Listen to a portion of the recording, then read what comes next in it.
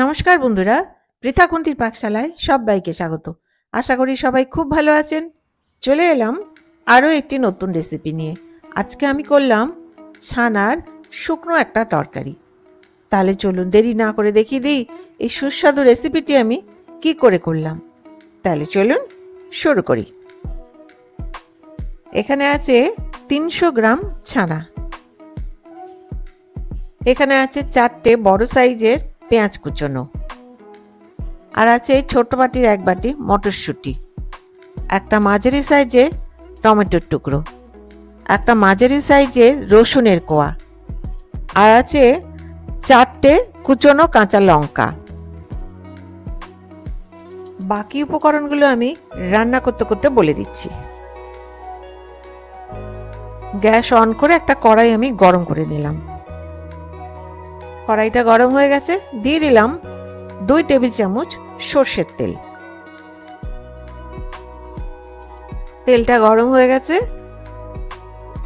এবারে দিয়ে দিলাম একটা বড় এলাচ, 2টো ছোট এলাচ, 1 ইঞ্চি দারচিনি ছোট টুকরো করে নিয়েছি, আর দিয়ে দিলাম একটা তেজপাতা। কয়েক সেকেন্ড এটা রেঁধে নিচ্ছি। দিয়ে দিলাম রসুনের কোয়া। রসুনের কোয়া দিয়ে হালকা ব্রাউন করে ভেজে নেব।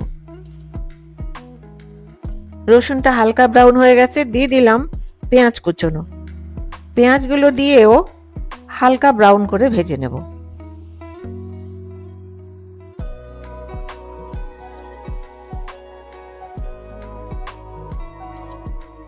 পেঁয়াজটা লাইট গোল্ডেন ব্রাউন হয়ে গেছে, দিয়ে দিলাম মটরশুঁটি।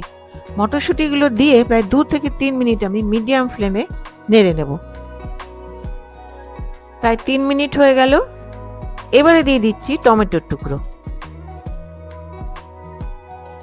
আর দিয়ে দিলাম 1/3 চামচ জিরে গুঁড়ো, 1/2 চা চামচ লঙ্কা গুঁড়ো, 1/3 চামচ হলুদ গুঁড়ো দিয়ে এটা খুব ভালো করে মিশিয়ে নিচ্ছি। 1 মিনিট মিশিয়ে নিয়ে এবারে দিয়ে দিচ্ছি আদা বাটা। দিয়ে দিলাম 1/2 চা চামচ আদা বাটা, দিয়ে তেল ছেড়ে আসা পর্যন্ত এটা কষিয়ে নেব।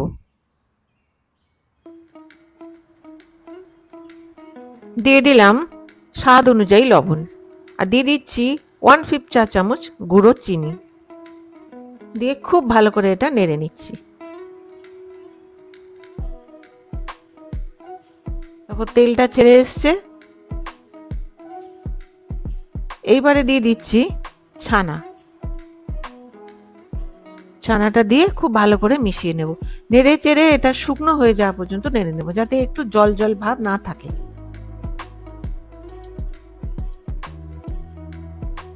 এবারে গ্যাসের ফ্লেমটা হাইতে থাকবে, কেন কি জলটা শুকিয়ে নিতে হবে, তো তাই। রান্নাটা প্রায় হয়েই গেছে।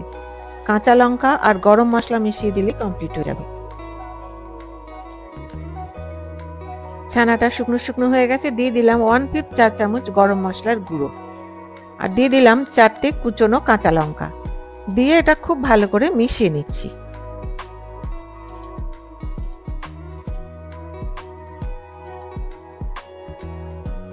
মেশানো হয়ে গেল, রান্নাটা কমপ্লিট। গ্যাসটা বন্ধ করে দিলাম, দিয়ে ঢেকে 5 মিনিট রেখে আমি নামিয়ে নেব। 5 মিনিট হয়ে গেল, ঢাকনাটা খুললাম। খুলে একটা বাটির মধ্যে আমি তুলে নিচ্ছি। এই ছানার তরকারিটি রুটি অথবা পরোটা দিয়ে খেতে কিন্তু খুব ভালো লাগে, আর খুব তাড়াতাড়ি হয়। বাড়িতে কোনো অতিথি এলে চটজলদি কিন্তু এই রেসিপিটি করে দেওয়াই যায়। পনিরও লাগলো না, অথচ খেতেও সুস্বাদু একটি তরকারি তৈরি হয়ে গেল। তাহলে আমার এই ভিডিওটি যদি ভালো লেগে থাকে তাহলে please give a thumbs up, share, আর হ্যাঁ, সাবস্ক্রাইব করতে ভুলবেন না।